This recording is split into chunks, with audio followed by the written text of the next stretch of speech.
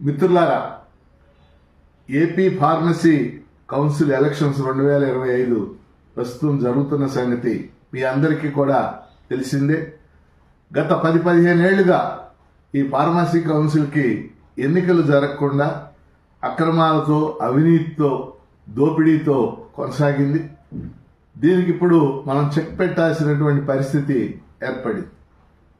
అనేక మంది ఇబ్బందులు పడుతున్న సంగతి కూడా మనందరికీ తెలిసిందే.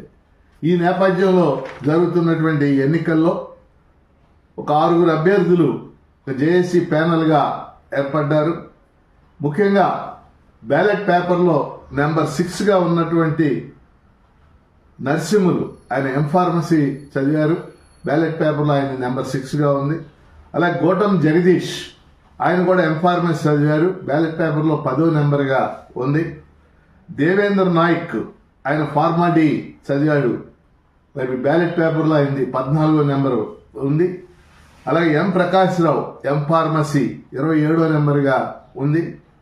Shravan Kumar, B pharmacy Pharm D, ఆయన 28వ నెంబర్గా ఉంది. షేక్ హసన్ ఎం ఫార్మసీ చేశారు, 32వ నెంబర్గా ఉంది. వీళ్ళ 6 కూడా ఒక జేఏసీ ప్యానెల్గా ఏర్పడి పోటీ చేస్తూ ఉన్నారు.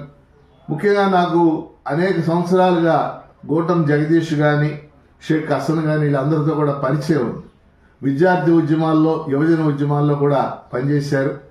ఫార్మసీ కౌన్సిల్ వాళ్ళ ఆధ్వర్యంలో బాగా నడుస్తుందని చెప్పేసి నేను భావిస్తూ ఉన్నాను.